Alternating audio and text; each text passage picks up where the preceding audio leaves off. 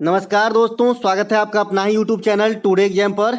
दोस्तों, जैसा कि अभी आगामी सभी एग्जाम्स को ध्यान में रखते हुए जो 57 वीडियो की सीरीज चलाई जा रही है, इसके तहत ये अगली वीडियो यानी 42वां वीडियो आप लोगों के लिए। इससे पहले हमने 41 वीडियो आपको प्रोवाइड करा दिया है। आशा करते हैं कि आप देखे ही होंगे। इस सीरीज की शुरुआत जो है 1 जुलाई को हुई थी और पर डे एक वीडियो आपको प्रोवाइड कराया जा रहा है। हाँ, किसी दिन जो है ऐसा हो गया इत्तेफाक की कोई काम में हम फंस गए तो एक आध दिन जो है गैप हो गई, बाद बाकी सब दिन ये क्लास चलती है। तो आपको जो है सब दिन इस क्लास को अटेंड करना है अगर आप एग्जाम देने वाले हैं तो। और अगर आपने पास्ट से अटेंड नहीं किया है तो आप हमारे प्ले लिस्ट में जाएंगे, paid PDF group play list इस प्रकार का नाम है, आप उसे जो है अटेंड करेंगे तो आपको जो है कोई भी एग्जाम में अच्छे खासे रिजल्ट आएंगे। चलिए दोस्तों, शुरू करते हैं आज का ये वीडियो, है ना भैया। इस वीडियो की जो पीडीएफ चाहिए, इस सीरीज की पीडीएफ चाहिए, डिस्क्रिप्शन में लिंक दिया गया है, आपको व्हाट्सएप मैसेज करना है, आपको जानकारी दे दी जाएगी। पहला जो हमारा प्रश्न है ना, डुंगरी महोत्सव का आयोजन भारत के किस राज्य में किया जाता है?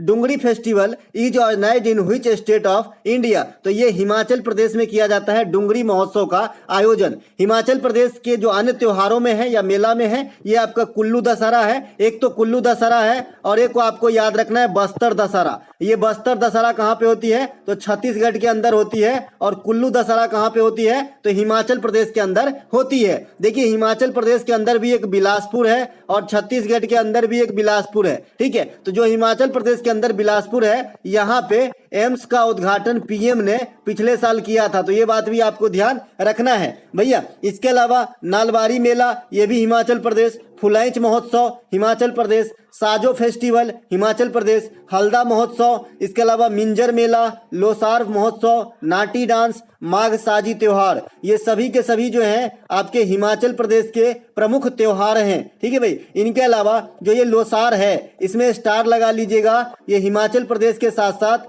अरुणाचल प्रदेश और लद्दाख, ये दोनों के अंदर भी आपको जो है लोसार, ये बौद्ध धर्म का त्योहार है, तिब्बती बौद्ध धर्म से जुड़े हुए हैं, तो ये आपको तीनों स्टेट में देखने को मिलेगा। इनके अलावा जो ये माघ साजी है, ये मकर संक्रांति के समय मनाए जाने वाली जो है त्योहार है। यूं कहे तो ये हिमाचल प्रदेश का मकर संक्रांति है आपका। कौन सा? माघ साजी। मकर संक्रांति को अलग अलग स्टेट में अलग अलग नाम से जानते हैं, जैसे उत्तर भारत में मकर संक्रांति, गुजरात में उत्तरायण, केरल में मकर बिलक्कू, है ना। इसके अलावा अगर तमिलनाडु आप चले गए तो यहाँ पे पोंगल कहते हैं। तो ये सब जो है अलग अलग राज्य में अलग अलग नाम से जानते हैं, लेकिन फेस्टिवल का रीति रिवाज जो है लगभग सेम ही होती है। ठीक है भाई। अब इसके अलावा हिमाचल प्रदेश में और क्या है? ज्योग्राफिकल एरिया जो है ये आपका चंबा घाटी है, कुल्लू मनाली है, यहाँ का एप्पल खाए होंगे आप, रोहतांग दर्रा है, ये सब कहाँ पे है? हिमाचल प्रदेश में स्थित है। हिमाचल प्रदेश में रोहतांग दर्रा का नाम बदलकर अटल सुरंग कर दिया गया है। उसी प्रकार से जिस प्रकार से ओडिशा के अंदर जो व्हीलर द्वीप था, व्हीलर द्वीप है ना, व्हीलर द्वीप,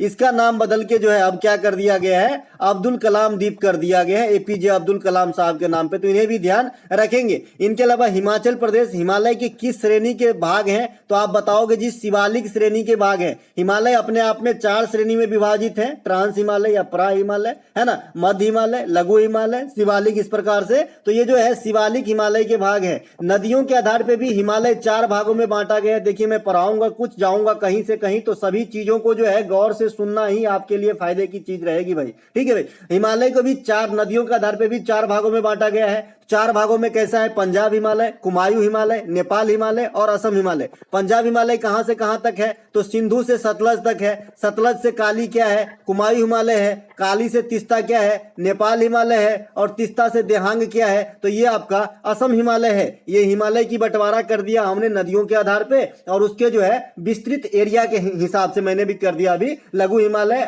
मध्यम हिमालय, ट्रांस या परा हिमालय या फिर शिवालिक। ठीक है भाई। तो शिवालिक श्रेणी में आपका हिमाचल प्रदेश आ जाएगा। हिमाचल प्रदेश के वर्तमान मुख्यमंत्री कौन है? सुखविंदर सिंह सुक्खू है। ये आपका इंडियन नेशनल कांग्रेस, है ना, इंडियन नेशनल कांग्रेस से जो है ये मुख्यमंत्री बने हैं, पिछले साल बने थे। और विधानसभा सीट यहाँ पे कितने हैं? 68 है। तो ये बात भी ध्यान रखेंगे। अभी जो देश में कर्नाटक है वहां भी ध्यान रखना है भैया, कर्नाटक के बारे में। अभी चुनाव हुआ है कर्नाटक के अंदर, तो जरूर बात ध्यान रखना है। सिद्धारमैया, है ना, ये आपका जो है कौन है? मुख्यमंत्री है कर्नाटक का, तो ये ध्यान रखेंगे। इनके अलावा BBC para sports women of the year 2022 कौन है ना? Who is the BBC para sports women of the year 2022?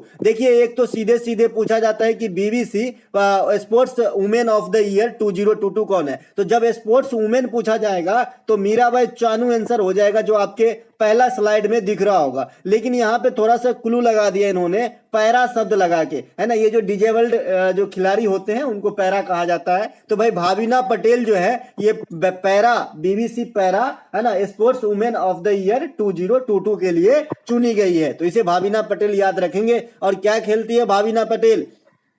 तो टेबल टेनिस खेलती है। और बीबीसी स्पोर्ट्स वुमेन बता ही दिया, मीराबाई चानू होगा। मीराबाई चानू की लेटेस्ट उपलब्धियां भी आपको ध्यान रखना है। मीराबाई चानू जो है टोक्यो ओलंपिक में भारत को रजत पदक दिलाते हुए भारत का खाता खोली थी। ऐसे तो 7 पदक मिली, लेकिन जो खाता खोलने का काम किया ये मीराबाई चानू ने ही किया था रजत पदक के साथ। वेट लिफ्टर हैं। इनके अलावा कॉमनवेल्थ गेम 2022 जो बर्मिंघम इंग्लैंड के अंदर हुआ, आप लोग मुझे कमेंट करेंगे कि 2022 में जो कॉमनवेल्थ गेम हुआ है इसका रैंक क्या था, क्रम क्या था, कौन से क्रम की कॉमनवेल्थ गेम थी। हालांकि मैं बता दूं कि कॉमनवेल्थ गेम की शुरुआत 1930 हैमिल्टन कनाडा से हुआ, 1934 इंग्लैंड से भारत भाग लेना स्टार्ट किया था। तो आप लोगों को सिर्फ क्रम बताना है 2022 वाले का, ठीक है। तो कॉमनवेल्थ गेम में जो है स्वर्ण पदक भी जीती थी इस बार वाली में, ठीक है। मीराबाई चानू मणिपुर के रहने वाली है। इसके अलावा BBC lifetime achievement award Pritam Siwach को दिया गया है। ये क्या कौन है भाई? तो ये पूर्व हॉकी टीम के कोच है, तो इन्हें दिया गया है BBC lifetime achievement award 2022। इनके अलावा बीबीसी के लिए emerging player of the year कौन है? तो ये आपका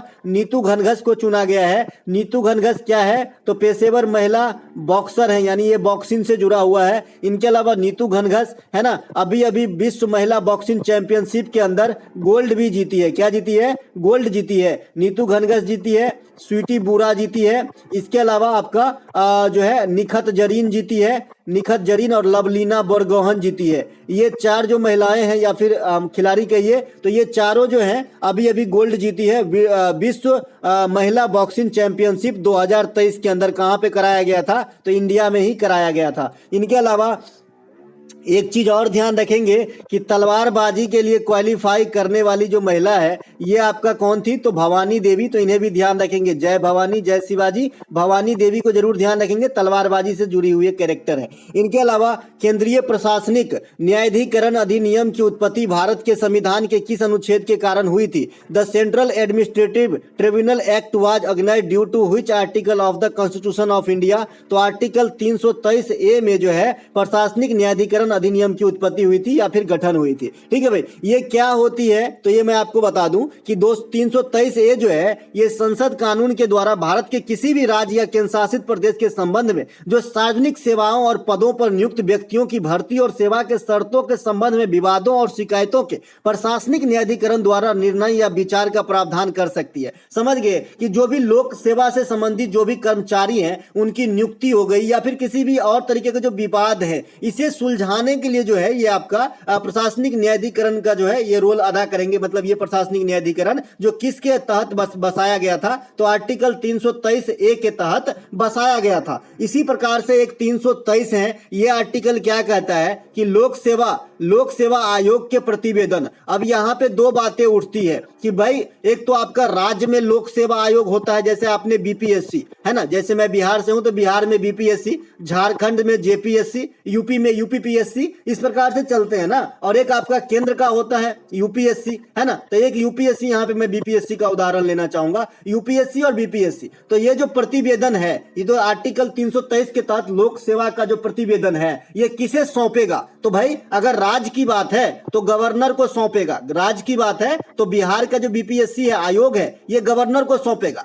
और केंद्र स्तर पे जो यूपीएससी का प्रतिवेदना है ये किसे सौंपेंगे? तो राष्ट्रपति को सौंपेंगे। एक एक बात गूढ़ नॉलेज अपने अंदर रखिए, काम आएगी भाई। इसके अलावा जो अनुच्छेद 343 है ये क्या है कि भाई संघ की राष्ट्रभाषा जो है हिंदी होगी और लिपि हमारा क्या होगा? देवनागरी होगा। दोनों बात ध्यान रखेंगे। इनके अलावा जो 3 और आर्टिकल है इसके आसपास का उनको जरा आपको ध्यान रखना है। एक और रख लीजिएगा, 368 रख लीजिएगा, है ना, 368 रख लीजिएगा। देखो 352 है ये क्या है, राष्ट्रीय आपात है। 356 है, ये क्या है, राष्ट्रपति शासन। और 360 वित्तीय आपात। वित्तीय आपात इंडिया में अब तक एक बार भी नहीं लगा है। 368 हमने कहा रख लो, तो इसका संविधान संशोधन होता है। और ये आर्टिकल जो कहां से प्रेरित है, तो साउथ अफ्रीका से लिया गया है। अगला प्रश्न है हमारा, प्रसिद्ध मकबरा चीनी का रोजा किस राज्य में स्थित है। चीनी का रोजा मकबरा है। मकबरा होता है ना भाई, मरने के बाद जो मजार टाइप से, मकबरा मतलब जो जिस जहाँ पे दफनाया जाता है वहां पे जो है एक इमारत टाइप से क्रिएट कर देते हैं, मकबरा कहते हैं। इस्लाम धर्म में होती है ये, है ना। इन which state is the famous, है ना, मौसोलियम चीनी का रोजा लोकेटेड। तो ये कहाँ पे है, ये आगरा के अंदर है। चीनी का रोजा क्या है भाई, चीनी का रोजा। इसके अलावा चीनी का रोजा शाहजहां के प्रधानमंत्री अफजल खान आलमी का मकबरा है। अगर आपसे कल के दिन कोई पूछ ले कि भाई ये चीनी का मकबरा जो है किसके आपका जो है मकबरा है, तो मैं गारंटी के साथ बताऊंगा कि 98% बच्चे जो है अगर ये देखेगा कि भाई ये मुगल काल की बनावट है, अगर मेंशन भी कर दे कि शाहजहां के काल में, तो भाई ये जो है कोई ना कोई मुगल शासक कोई मार देगा, जो बिल्कुल गलत हो जाएगा। ये आपका जो शाहजहां के प्रधानमंत्री थे अफजल खान आलमी, उनके लिए बनवाया गया मकबरा है। एक है आपका एतमाद उद्दौला का मकबरा, ये भी आपके आगरा में है और ये दोनों आसपास ही हैं। ये कौन बनवाए थे एतमाद उद्दौला का मकबरा, तो ये नूरजहां ने बनवाए थे अपने पिता गयासुद्दीन बेग के स्मृति में। इसके अलावा एक है आपका हुमायूं का मकबरा जी, दिल्ली में ये काफी पॉपुलर है ना। ये कौन बनवाए थे, तो हाजी बेगम या बेगा बेगम, जो कौन थी, तो हुमायूं की विधवा पत्नी थी। और ये जो है मुगल मकबरों में पहला गार्डन प्रकार का मकबरा है। इसके चारों ओर आपको गार्डन देखने को मिलेगा। मकबरा अकबर का कहां पे है, तो सिकंदरा के अंदर है। बाबर का मकबरा कहां पे है, काबुल में है। इसे वहां पे किस नाम से जानते हैं, तो बाग ए बाबर, क्या, बाग ए बाबर। इसके अलावा 2.5 दिन का झोपड़ा, ये कहां पे है, अजमेर राजस्थान में है। और एक आपका बीबी का मकबरा है, ये औरंगाबाद महाराष्ट्र में है। तो ये सभी बातों को आपको ध्यान रखते हुए निकल लेना है आगे। अगला हमारा प्रश्न है, प्रसिद्ध पुस्तक वाई गॉड्स डिक्री किसकी आत्मकथा है। Whose autobiography is the famous book by God's decree. तो ये आपका कपिल देव के द्वारा लिखा गया है, कपिल देव के आत्मकथा है। कपिल देव साहब एक से अधिक पुस्तक लिखे, जिनमें जो है एक ये पुस्तक और एक आपका स्टेट फ्रॉम द हर्ट, ये पुस्तक जो है काफी मतलब पॉपुलर है कपिल देव साहब का, स्टेट फ्रॉम द हर्ट। तो इन्हें भी ध्यान रखेंगे। कपिल देव साहब के ऊपर पिक्चर बन चुके हैं। आप कहां रहते हो, 83 भैया। इसके अलावा कपिल देव भारत के लिए वनडे इंटरनेशनल क्रिकेट में प्रथम शतक लगाने वाले क्रिकेटर हैं। टेस्ट क्रिकेट में मैंने बता रखा है आपको, लाला अमरनाथ पहला जो टेस्ट सेंचुरियन बने थे। इसके अलावा T20 क्रिकेट में सुरेश रैना भारत के लिए पहला जो है शतक लगाए थे। टेस्ट क्रिकेट में प्रथम जो है आपका हैट्रिक लेने वाले हरभजन सिंह थे। तो ये सब बात जो है आपको किसी न किसी कोने में रखना होगा। इसके अलावा भारत प्रथम वर्ल्ड कप कपिल देव की कप्तानी में ही 1983 में जीती थी। बाद में 2011 में महेंद्र सिंह धोनी की कप्तानी में जो है भारत दूसरी बार वर्ल्ड कप के विनर बने थे। अभी अभी मेलबर्न फिल्म फेस्टिवल 2022 में कपिल देव को चीफ गेस्ट के रूप में आमंत्रित किया गया था, क्योंकि यहाँ पे रणवीर सिंह का पिक्चर जो 83 है, इनको जो है प्रमोट कराया गया। इसके अलावा सौरव गांगुली की पुस्तक a century is not enough, BCCI के भूतपूर्व अध्यक्ष, अभी बीसीसीआई के अध्यक्ष कौन है आप लोग कमेंट करेंगे, बता चुका हूं। प्लेइंग इट माय वे, ये सचिन तेंदुलकर की किताब है। 281 एंड बियॉन्ड, ये बीवीएस लक्ष्मण की किताब है। तो ये बात भी आपको ध्यान रखना है। इनके अलावा Dadasaheb Phalke international film festival award 2023 के तहत फिल्म उद्योग में उत्कृष्ट योगदान के लिए किसे पुरस्कृत किया गया। Who was awarded for outstanding contribution to the film industry under the Dada Saheb Phalke international film festival award 2023। तो भाई जो लाइफ टाइम के लिए जो आपका दादा साहब उत्कृष्ट योगदान के लिए जो आपको दिया गया है अंतर्राष्ट्रीय फिल्म के कैडर में दादा साहब वाला, तो ये रेखा को दिया गया है। रेखा को सभी जानते हैं। इनके अलावा प्रथम दादा साहब फाल्के पुरस्कार की विजेता कौन रही थी, तो देविका रानी रोरिक रही थी। तो इन्हें भी ध्यान रखेंगे। 52वां दादा साहब फाल्के पुरस्कार 2022 आशा पारेख को दिया गया है। सबसे पहले बहुत सारे बच्चे ये कंफ्यूजन में होंगे कि भाई एक बार आपने रेखा बताया, एक बार आपने आशा पारेख बताया, ये मामला क्या है। तो आइए मामला को समझ लेते हैं, है ना भाई। मामला को ऐसे हम समझेंगे कि दादा साहब फाल्के पुरस्कार की शुरुआत हुई थी आपका 1969 में, और जो international Dada Saheb film festival है इनकी शुरुआत हुई थी जो 2012 में। तो जो रेखा को मिला है ये इंटरनेशनल वाला है ना, रेखा को मिला है ये इंटरनेशनल वाला है। और जो मेन वाला दादा साहब फाल्के पुरस्कार है वो मिला है आशा पारेख को। अगर आपसे कोई कहे कि भाई इंटरनेशनल वाला ज्यादा इंपॉर्टेंट है कि 1969 में स्टार्ट हुआ, ये वाला दादा साहब फाल्के पुरस्कार ज्यादा इंपॉर्टेंट है। तो आप कहोगे जी कि जो 1969 में स्टार्ट हुआ ना साधारण वाला दादा साहब फाल्के पुरस्कार, नाम छोटा है लेकिन काम में बड़ा है, तो ये ज्यादा इंपॉर्टेंट सी रखती है अवार्ड, ठीक है। और जो इंटरनेशनल फिल्म फेस्टिवल है, क्योंकि इसमें कई सारे कैडर है, बढ़िया फिल्म, बढ़िया एक्टर, बढ़िया डायरेक्टर, बढ़िया कहानी, तो इसमें बहुत सारे कैडर है, इसीलिए जो है ये थोड़ा सा छोटे हैं, ठीक है भाई। तो दोनों बात ध्यान रखेंगे। इनके अलावा आशा पारेख को 1992 में पद्मश्री भी दिया गया है। इसके अलावा दादा साहब फाल्के पुरस्कार रजनीकांत साहब जीत चुके हैं, राजेश खन्ना साहब जीत चुके हैं, इसके अलावा अमिताभ बच्चन साहब जीत चुके हैं, है ना। इनके अलावा दादा साहब फाल्के पुरस्कार की शुरुआत बता ही दिया 1969 में। 1969 में से कई सारे चीज आप याद रख सकते हैं। इसरो की स्थापना हुई, चंद्रमा पे मानव गया, बैंकों का राष्ट्रीयकरण हुआ, ये सब आपके 1969 में ही हुआ था, है ना। और दादा साहब इंटरनेशनल फिल्म जो है ये आपका 2012 में स्टार्ट करा गया था। अगला है कि भारत के लिए प्रथम ग्रैमी अवार्ड पंडित रविशंकर 1968 में जीते थे, और प्रथम ऑस्कर जो है ये आपका भानु अथैया कॉस्ट्यूम डिजाइनिंग के लिए, और पंडित रविशंकर जो है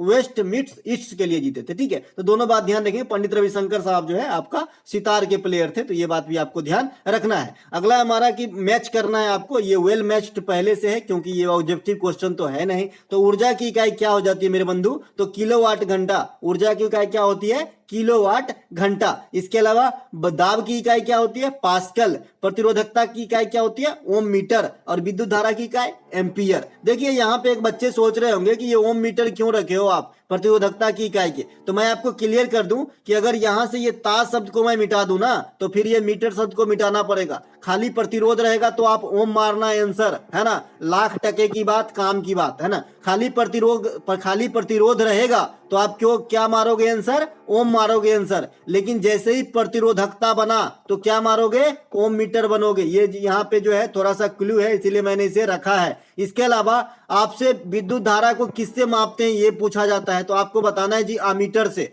एक क्वेश्चन जो रेलवे का एग्जाम देते हैं खास करके टेक्निकल, उनको ये जानकारी जरूर होनी चाहिए कि अगर आप करंट की वैल्यू मेजरमेंट कर रहे हो तो मीटर को किस क्रम में लगाओगे, तो आप कहोगे जी सीरीज में लगाना होता है। सीरीज में, सीरीज मतलब आपका श्रेणी क्रम में, है ना। और अगर आपने वोल्टेज लेना है तो आप पैरेलल लगाते हो। जैसे आपके घर में बोर्ड है, यहाँ पे ये 3 इस प्रकार के आपने छेद देख रहे होंगे बोर्ड के अंदर, तो ये वाला तो हमारे जो सर्किट को रक्षा करने के लिए, बाद में कि यहाँ पे हमारा पैरामीटर चेक करेंगे तो हम मीटर के दोनों नीड इसमें डालते हैं और हमें वोल्टेज मिल जाता है 230 वोल्ट, है ना, 230 वोल्ट मिल जाता है। तो ये क्या हो गया, पैरेलल हो गया। तो पैरेलल हम वोल्टेज मापते हैं और सीरीज में हम करंट मापते हैं, ठीक है। वोल्ट मीटर से वोल्ट मापते हैं और अमीटर से करंट मापते हैं। हाइड्रोलिक ब्रेक, हाइड्रोलिक लिफ्ट वगैरह जो है ये पास्कल के सिद्धांत पे कार्य करता है। पास्कल का सिद्धांत कहता है कि अगर 4 गो मुंह हो और एक तरीके से आप फोर्स लगाओ तो अन्य 3 मुंह पे वही फोर्स जो है लगेगा। जैसे आपने जेसीबी वगैरह का मशीन आपने काम करते हुए देखा होगा,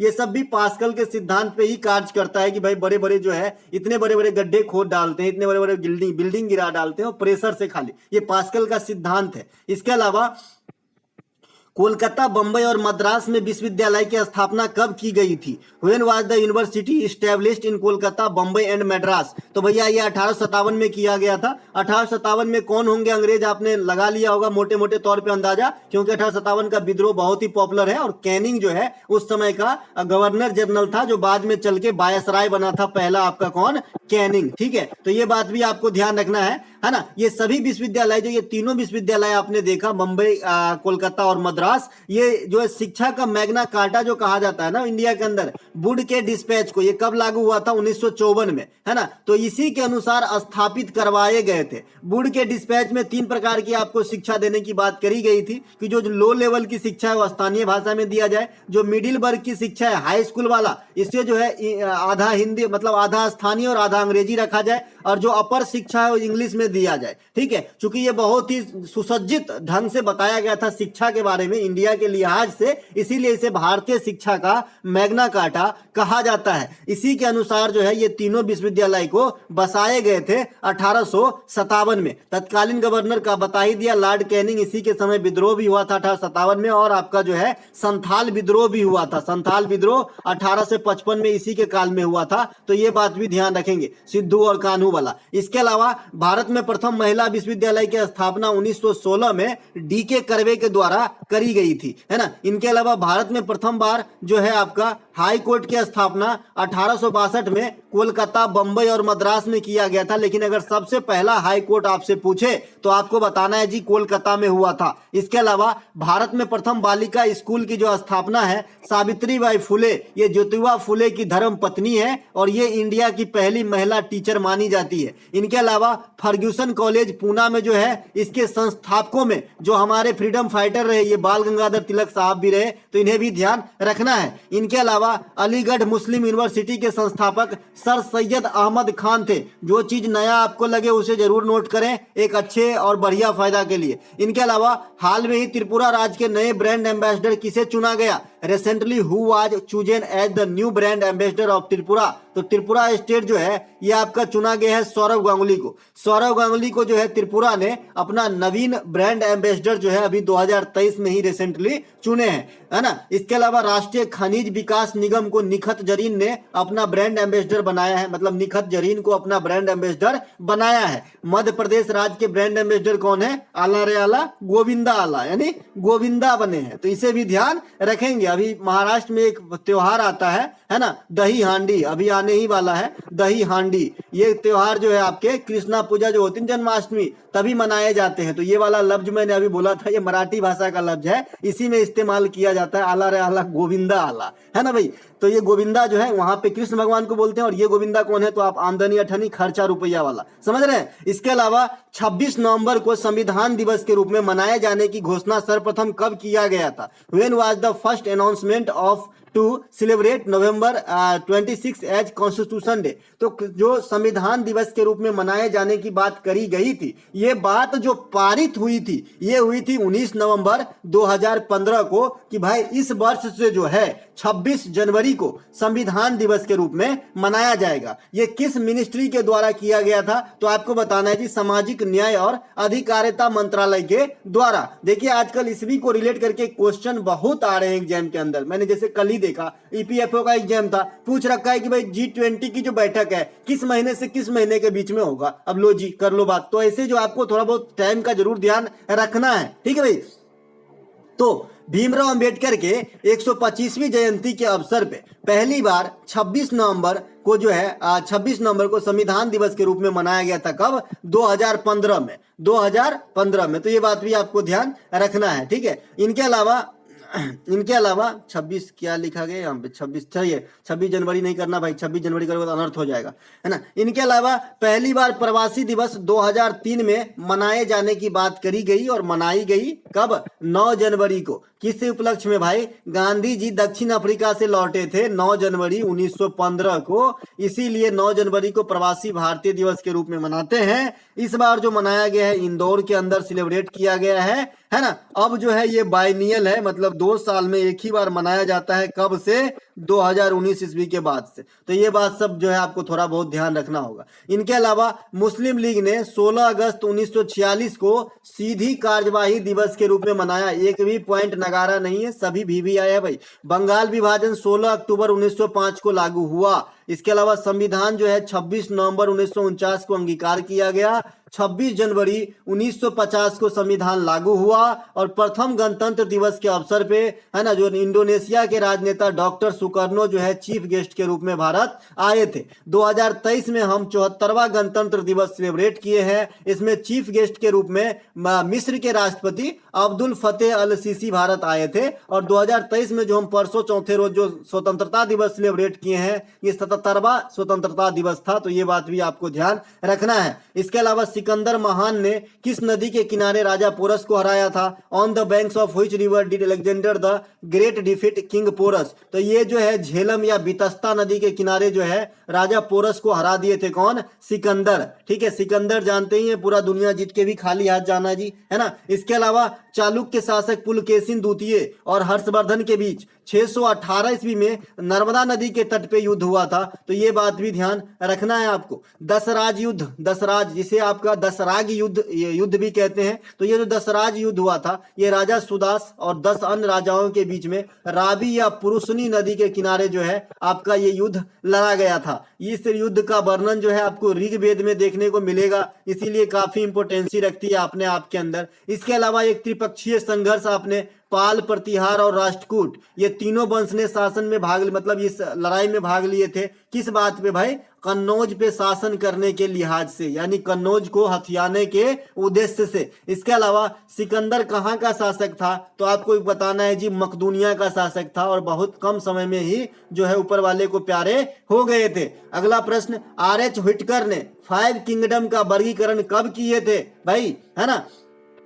तो आर.एच. व्हिटकर ने, सबसे पहले तो ये आपने समझा कि 5 किंगडम का जो वर्गीकरण है ये किसने किया था, तो आपका आंसर है आर.एच. व्हिटकर। और कब किए थे, तो ये 1969 में किए थे। ठीक है, आर.एच. व्हिटकर ने, है ना, सजीव जगत को 5 किंगडम में बांटा था। कब, 1969 के अंदर। इसके अलावा आर.एच. व्हिटकर के द्वारा खोजा गया किंगडम का नाम क्या है भाई, तो मोनेरा है, प्रोटिस्टा है, कवक है, प्लांट है और एनिमेलिया है। अब इस सब में आपको ध्यान नहीं रखना, जैसे आपने एनिमेलिया है तो आपको नाम से ही स्पष्ट है कि इसमें एनिमल रहा होगा, प्लांट है तो आपको नाम से ही स्पष्ट है कि इसमें प्लांट रहा होगा, कवक है तो इसमें नाम से ही स्पष्ट है कि कवक रहा होगा। लेकिन कोई मुझे बता दे कि ये मोनेरा और प्रोटेस्टा में बिना पढ़े मैं कैसे बताऊं कि इसमें क्या रखा गया है। तो आपको ऐसे चीज को जरूर ध्यान में रखना है जो भाई अपने आप क्लिक ना हो। ठीक है, तो मोनेरा में क्या चीज रखा गया है, तो प्रोकैरियोटिक सेल रखे गए हैं। अब प्रोकैरियोटिक सेल क्या होते हैं, यूकैरियोटिक सेल क्या होता है, ये मैं पहले ही बता चुका हूं। और मोटे मोटे तौर पे यूं कहूं तो जो प्रोकैरियोटिक कोशिका होते हैं ये स्वभाव में गरीब होता है। गरीब कहने का मतलब इसमें बहुत सारे चीज का अभाव होता है, जैसे माइटोकॉन्ड्रिया ही नहीं होगा, जैसे केंद्रक ही नहीं होगा, है ना। तो जो भी प्रोकैरियोटिक सेल हैं इनको जो है व्हिटकर महोदय ने मोनेरा फाइलम में रखा। और प्रोटिस्टा में कौन रहा भाई, तो प्रोटिस्टा में, है ना, यूकैरियोटिक तो रहा, यूकैरियोटिक अमीर सेल होते हैं, इसमें आपका जो है केंद्रक वगैरह, माइटोकॉन्ड्रिया वगैरह, लाइसोसोम वगैरह पाए जाते हैं। ठीक है, लेकिन ये एक कोशीय को रखा। अब एक कोशीय क्या होते हैं और बहुकोशीय क्या होते हैं, तो भाई जिसमें एक ही सेल होते हैं, नाम से स्पष्ट है एक कोशीय है, और हम लोग क्या है, हम लोग बहुकोशीय है। अगर हमारी आंखी मान लीजिए एक उंगली बनने में हजारों करोड़ों कोशिका की योगदान है भाई, तो हम लोग बहुकोशीय प्राणी है। ठीक है, कुछ प्राणी एक कोशीय भी होते हैं जैसे अमीबा वगैरह, है ना, तो ये बात भी ध्यान रखेंगे। इनके अलावा वाटसन एवं क्रिक ने डीएनए का खोज कब किया था,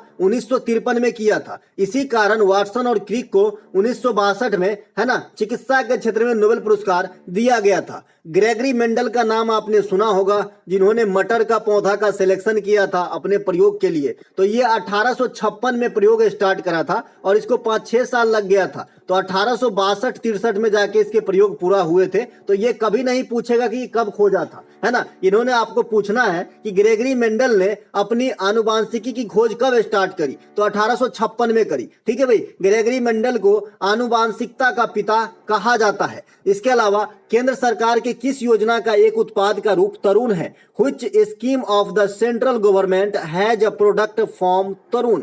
तो भाई तरुण जो है, ये तरुण, शिशु और युवा, मैंने आपको बताया था किशोर, शिशु और तरुण, ये तीनों आपका प्रधानमंत्री मुद्रा योजना का दिए जाने वाले लोन का नाम है। कि आपको किस कैडर का लोन चाहिए सर, तो आपको शिशु कैडर का चाहिए तो आपको 50,000 रुपये अधिकतम मिलेंगे। अगर आपको किशोर कैडर का चाहिए तो 50,000 से लेके आपको जो है 5 लाख रुपए तक की जो है लोन मिलेंगे। और अगर आप तरुण कैडर का लोन लेते हो तो मैक्सिमम 10 लाख का लोन आपको मिलेगा। तो ये बात जरूर ध्यान रखें, ये आपका सीपीओ 2022 में आया हुआ क्वेश्चन है कि तरुण जो है किस योजना का प्रोडक्ट है। आज मैं आपको पूरा ही समझाना है जी ये क्वेश्चन को। ठीक है, तो पीएम मुद्रा, सबसे पहले मुद्रा का फुल फॉर्म में आपको डी का फुल फॉर्म पूछ देता है और आर का फुल फॉर्म पूछ देता है। तो मैं कहो जर ही खोद डालो ना, पूरा ही याद रख लो, कुछ भी पूछे हमें क्या करना है, हमें तो आंसर देना है ना। तो macro units development refinance agency, ये है मुद्रा का फुल फॉर्म। आप पीएम का फुल फॉर्म तो जानते ही है, प्रधानमंत्री,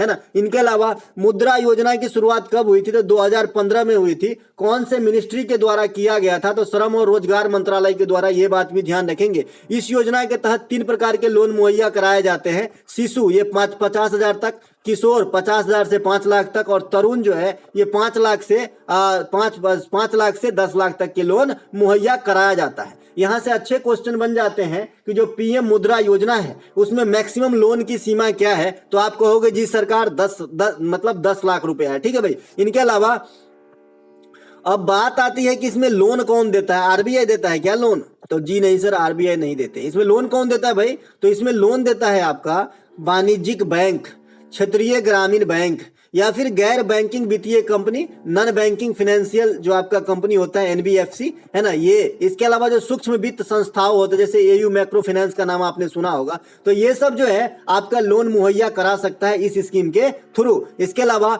भारत में भ्रंश घाटी से होकर बहने वाली सर्वाधिक लंबी नदी कौन सी है? Which is the longest river flowing through the Rift Valley in India? तो जो रिफ्ट वैली से बहने वाली सबसे लंबी नदी है इंडिया में, ये है आपका नर्मदा नदी। देखिए रिफ्ट वैली से वैसे तो नदी और भी बहते हैं, लेकिन दो नदी काफी पॉपुलर हैं, एक तो आपका ताप्ती है और एक आपका नर्मदा है। ये दोनों ही रिफ्ट वैली से जो है बहने का काम करती है। अगर ताप्ती नदी की बात करें तो 750 किलोमीटर के लगभग है, और नर्मदा नदी की बात करें तो 1300 से 50 किलोमीटर के लगभग जो है नर्मदा नदी की लंबाई है, 1312 किलोमीटर है मेरे ख्याल से, है ना। तो दोनों में सबसे बड़ा कौन हुआ? तो नर्मदा आंसर हो गया, है ना भाई। भारत में भ्रंश घाटी से होकर बहने वाली प्रमुख नदियों में नर्मदा जो है और ताप्ती है। नर्मदा और ताप्ती नदी डेल्टा का निर्माण नहीं करता है। अब जो नदी डेल्टा का निर्माण नहीं करता है वो क्या बनाता है? ज्वार नदमुख बनाता है, ठीक है।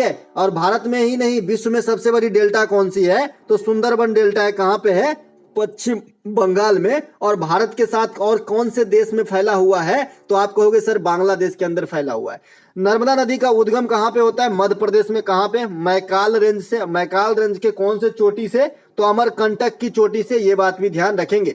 सरदार सरोवर परियोजना, नर्मदा घाटी परियोजना, ओमकारेश्वर परियोजना, महेश्वर जल विद्युत परियोजना, ये सभी के सभी नर्मदा नदी पर स्थित है। ताप्ती नदी का प्रमुख परियोजना जो है ताप्ती नदी पर, उकाई परियोजना, काकरा पारा परियोजना, ये सब ताप्ती नदी पर स्थित परियोजनाओं में से हैं। इनके अलावा नर्मदा और ताप्ती दोनों अरब सागर में गिरने वाली नदी हैं, ध्यान रखेंगे। इनके अलावा नर्मदा की सहायक नदी बरना, तवा, कोलार, उरी, जबकि ताप्ती की सहायक नदी गिरना, वाकी, अरुणावती, पूर्णा। तो ध्यान रखेंगे यहां से जो है छोटे छोटे नदी की सहायक नदी काफी एग्जाम में आ जाते हैं, क्योंकि बड़े नदी की सहायक नदी सभी याद करके बैठे हैं। इसके अलावा अगला प्रश्न है हमारा, निम्नलिखित में से म्यांमार का प्रमुख बंदरगाह कौन सा है? अब भाई म्यांमार का बंदरगाह पूछ लिया आपसे, which of the following is the major port of Myanmar? तो सितवे पोर्ट जो है ये म्यांमार का पोर्ट है, ध्यान रखेंगे। देखिए हमारे पड़ोसी देश के बारे में सारा जानकारी हमें होना चाहिए भाई। हमारे समाज में भी ऐसे ही होता है भाई, इनके बारे में हम नहीं जानते, अरे क्या बात कर, तू बताओ यार क्या चल रहा है इसके घर में, है ना। तो ये चीज तो सही नहीं है, लेकिन पड़ोसी देश के बारे में जानकारी रखना सही है, क्योंकि आपके एग्जाम में क्वेश्चन आते हैं। पड़ोसी राज्य श्रीलंका में हम्बनटोटा बंदरगाह है, एलिफेंटा पास है, ये सब आपके श्रीलंका में है। श्रीलंका भारत से पाक जलडमरू मध्य, मन्नार की खाड़ी, राम सेतु से अलग होती है। इसके अलावा ग्वादर बंदरगाह ये कहां पे भाई? पाकिस्तान के अंदर है। इस पे पाकिस्तानियों ने और किसको कब्जा दिया है? तो चाइना को जो है अधिकार दे दिया है, मतलब एंट्री का पास दे चुका है। तो यहाँ पे चाइना भी कंट्रोल करता है इस बंदरगाह को आजकल, ठीक है। इनके अलावा चटगांव बंदरगाह ये कहां पे है? बांग्लादेश के अंदर है, तो इसे भी ध्यान रखेंगे। चटगांव वाला आपने पहले भी सुना होगा, सूर्यसेन साहब का नाम सुना होगा। चटगांव शस्त्रागार पर धावा, है ना भाई, ये हिस्ट्री के क्वेश्चन है। इसके अलावा भारत के पश्चिमी तटीय बंदरगाह कौन कौन से है? तो कांडला है, गुजरात के अंदर है, मारमागोवा है, कोच्चि है, नन्हा सेवा है, मंगलुरु है। ये सब जो है आपके पश्चिमी तट के बंदरगाह है, जिसमें मंगलुरु की क्या खासियत है? आपने कद्रमुख लौह अयस्क जो है भंडार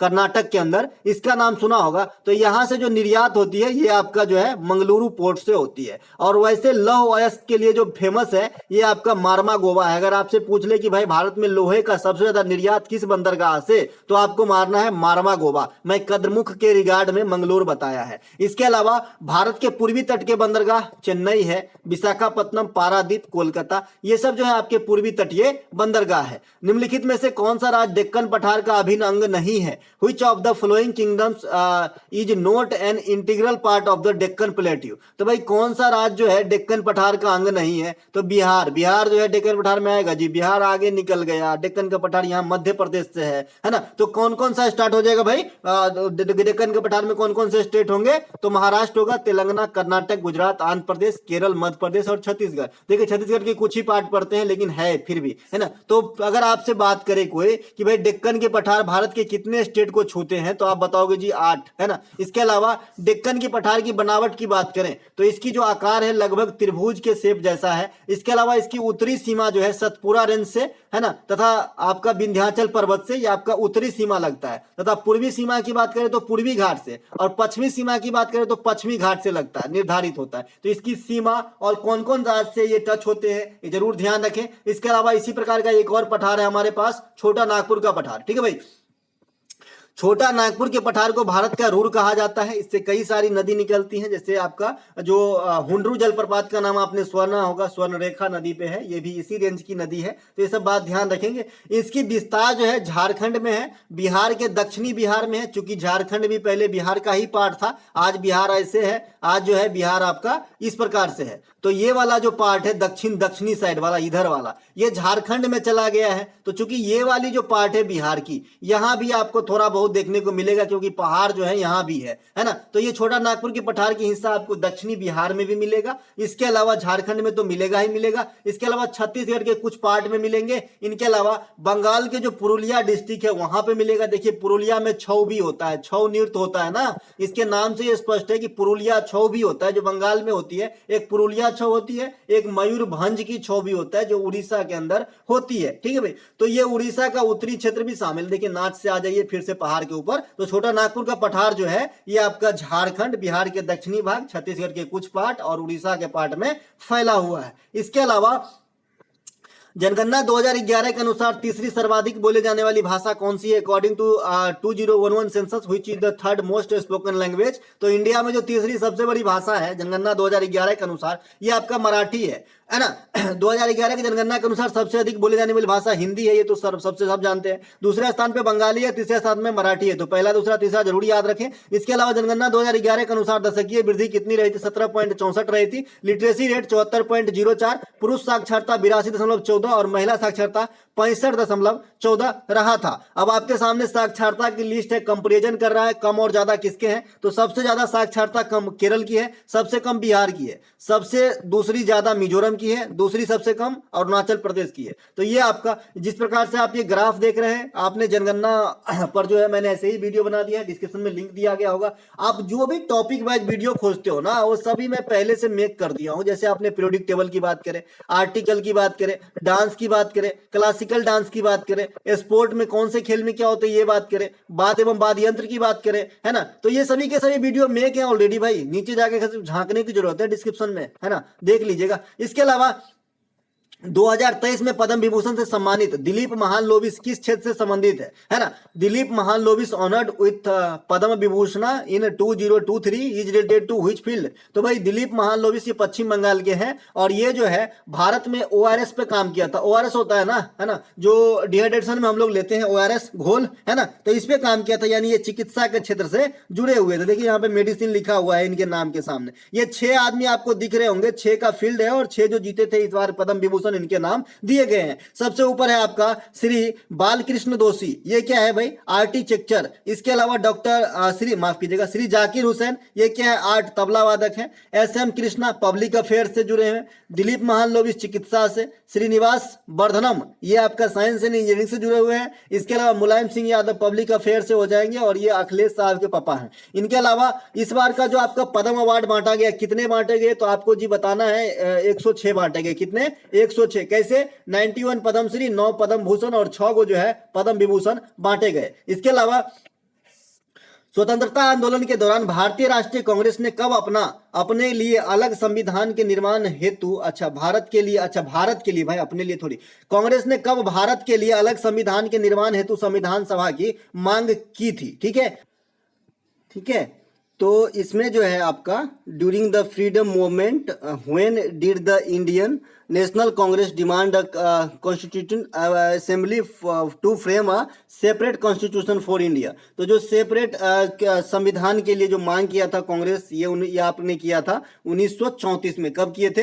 1934 ईस्वी के अंदर किया गया था। ठीक है। इनके अलावा जो भारत के संविधान के निर्माण के लिए जो मिशन आई थी इंडिया में, ये कौन सा? तो कैबिनेट मिशन आई थी। ये जो आपका विंडो है ना, ये कहां से कहां घूमने लगता है अपने आप में समझ में नहीं आता है। इसके अलावा उन्हें ये भैया टूल बार रिकॉर्डिंग वाला 1946 में आपका कैबिनेट मिशन भारत आए थे। कैबिनेट मिशन में 3 सदस्य थे, ये मैं बता चुका हूं, Lord Pethick Lawrence, Alexander Fleming और आपका स्टोफर्ड क्रिप्स। अगला जो हमारा प्रश्न है, मिशन कर्मयोगी राष्ट्रीय सिविल सेवा क्षमता विकास कार्यक्रम को नागरिक सेवा क्षमता निर्माण के माध्यम से शासन प्रणाली को बेहतर बनाने के उद्देश्य से शुरू किया गया। किसकी बात हो रही है? मिशन कर्मयोगी की।